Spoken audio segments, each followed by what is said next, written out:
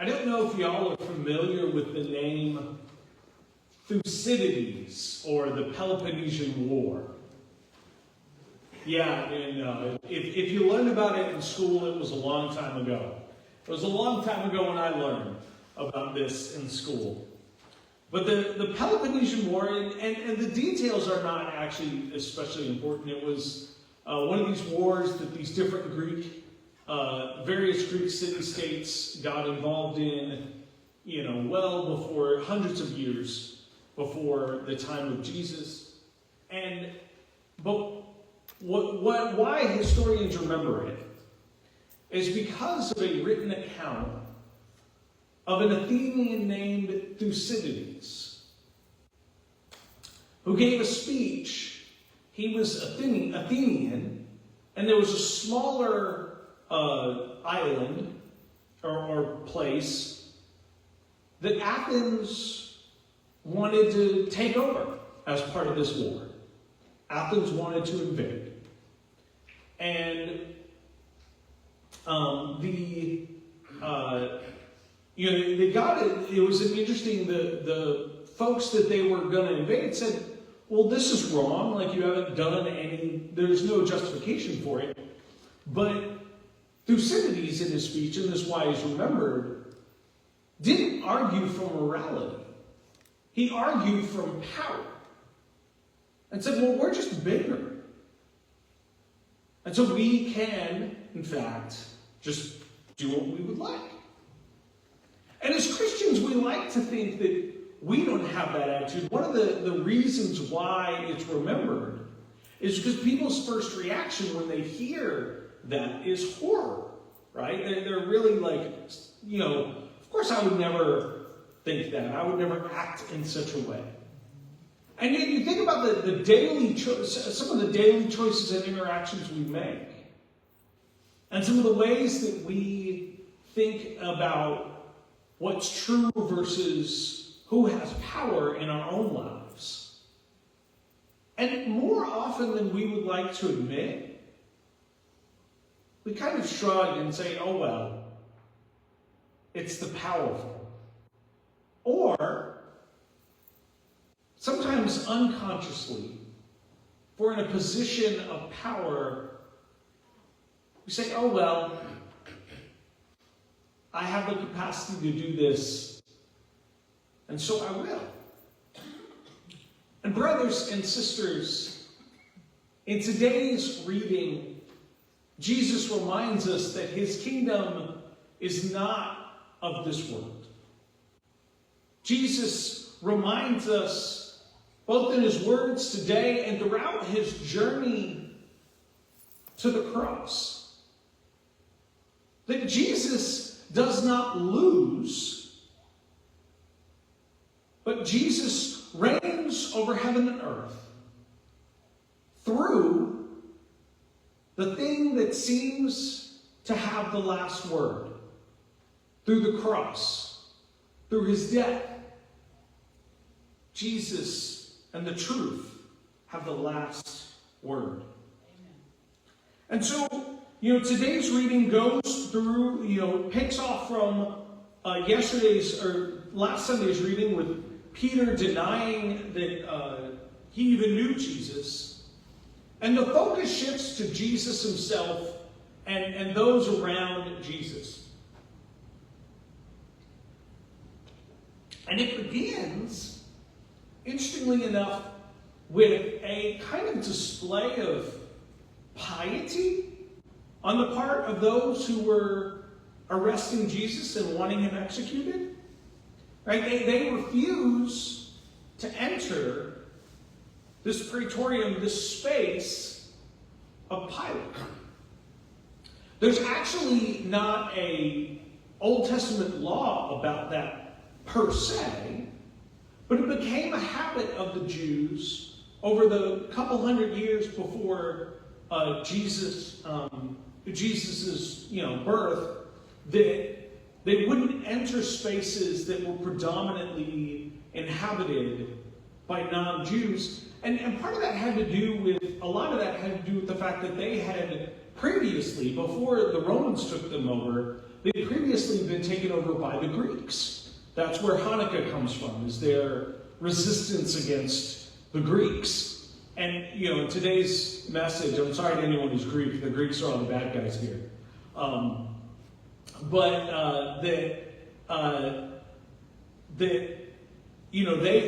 Jews needed to fully separate themselves because the Greeks tried to impose their worship and their idolatry upon the Jews. And so it became this pattern that they wouldn't even enter a space like the Praetorium, spaces that are dominated by non-Jewish rulers and non-Jewish worship. And so they force Pilate to get out. And I thought that was interesting. I thought it was interesting that here they are, arresting Jesus on false pretenses, trying to get him executed on charges that they can't even articulate to Pilate. Pilate asks, well, why are you here? What are the charges? And they kind of stumble through and they say, well, we wouldn't bring him to you if he wasn't a criminal, right? They can't even verbalize why they're doing what they're doing. They're engaging in this trying to get state-sanctioned murder against an innocent man while acting quite piously, trying to follow the letter of the law. And in some ways, that is a demonstration of them caring more about power, prestige, appearance, reputation over truth, right? That they are not concerned with whether what they are doing is truly good or truly justified, but they are concerned about the appearance of piety. It's why, in the Young Adult Bible Study is going through Proverbs, and we see other scriptures, especially in the prophets, talk about this. But in Proverbs chapter 15, verses 8 through 9, it says, "The sacrifice of the wicked is an abomination to the Lord, but the prayer of the upright is his delight." That God cares, while yes, acts of piety, patterns of living that draw us closer to God, that remind us of God's priority in our lives, that yes, they are important. But God cares more that we are truly seeking his will than whether we are showing off our piety. And so that at the beginning of today's reading, we see that dynamic at play. And then we see the famous phrase of, "My kingdom is not of this world." Once Pilate brings Jesus into the Praetorium, I guess since Jesus is considered a criminal, they're not too worried about his piety. So they bring him into the Praetorium, and Jesus gets in this exchange with Pilate about whether he claims to be the king of the Jews. That was something. Jesus was not actually the first one who either claimed or had others claim that he was the Messiah. There have been several others around the time of Jesus' birth and life on earth that had claimed that they were Messiah, and they claimed that they were the leader of essentially a rebellion against Rome. And so this claim that Jesus is king of the Jews would have been a threat to Rome. So Pilate asks him, "Are you the king of the Jews?" And Jesus gets into this interesting exchange, and Pilate kind of responds a little snidely that he's not a Jew. And then Jesus says, my kingdom is not of this world. If it were so, my followers would come and try to release me. I wonder if Jesus had in mind what we read last week. That Peter, even though he cut a soldier's ear off, but then when it came time to proclaim Jesus, he wouldn't even admit that he knew the man. Right? So Jesus my followers aren't here. My kingdom is not of this world. And Jesus said that he came to proclaim truth. And that all who live in the truth follow him. And Jesus says, my kingdom is not of this world.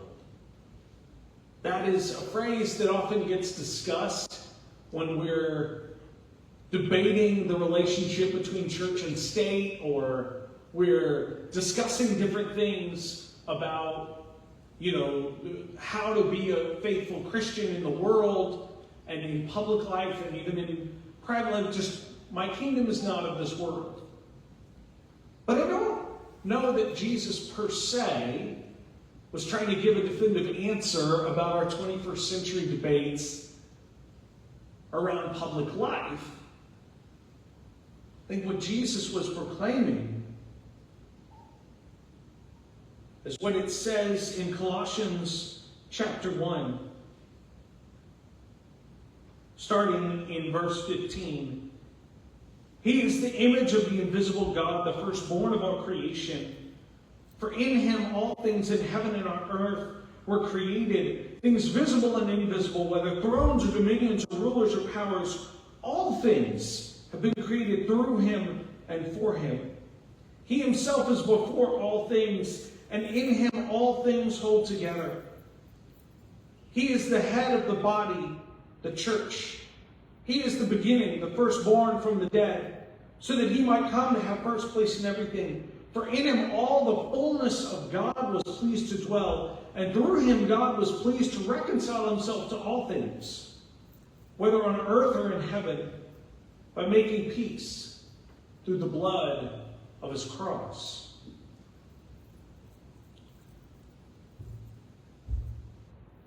Jesus is telling Pilate that Pilate may not have to worry about a literal rebellion, about a nation-state war, so to speak, coming from Jesus.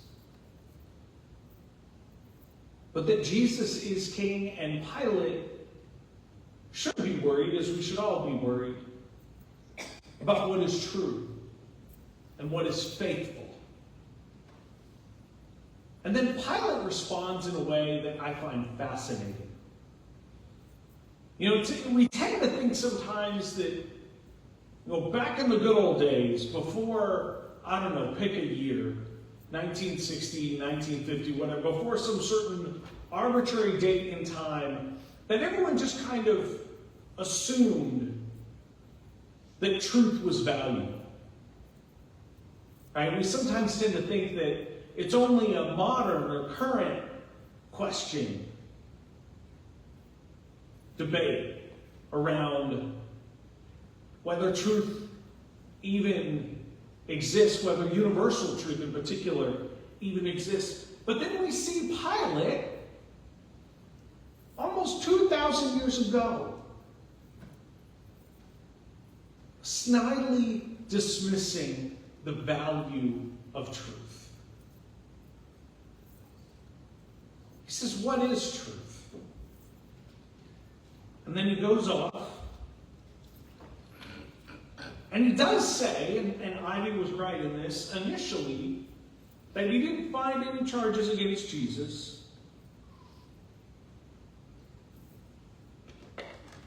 But as we will see, Pilate eventually relents under pressure.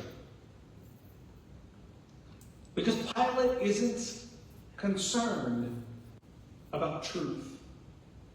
Pilate thinks Thucydides thought. That at the end of the day, what matters is power. Power that we can see, power that we can feel, power that we can experience. And yet the scriptures tell us something different. And the scriptures know. We see this in Ezekiel chapter 34, where God is condemning false shepherds, or rulers, in this case particularly of Israel, who lead the people astray because of their own power. We see in Matthew chapter 25, verses 32 to 33, and that passage, and I love that passage, it's often the core passage, really a core passage, if not the core passage, for folks who understand the Christian witness in life to be about service for others. Right? That's the passage in the end of Matthew 25. It says, whatever you've done for the least of these, you've done for me. But what's fascinating about it is that it starts with the nations coming before the throne, coming before Jesus, and being judged. And they are judged not based on worldly power, but their adherence to the truth in Jesus Christ, that we are called to live for others. To not just have pity, but to truly see Jesus in those who have less than we do, are experiencing oppression and poverty and misfortune in ways that we do not. And in both cases, with Ezekiel condemning the false shepherds, and in Matthew 25 and the nations coming before Jesus to be judged, we see that in God, through Jesus Christ, what matters is truth, not power. See, brothers and sisters, the cross that Jesus is about to carry in our readings was meant to signify that Jesus lost. Was meant to signify that power wins. But brothers and sisters, Jesus doesn't lose. Jesus reigns over all creation, over the heavens and the earth, through that very cross that reveals the truth. Amen. And we, brothers and sisters, every day in the smaller decisions and in the greater decisions, are called to be faithful to the truth in Jesus Christ, even if it costs us power, because God's truth has the last word. Amen. Amen and amen.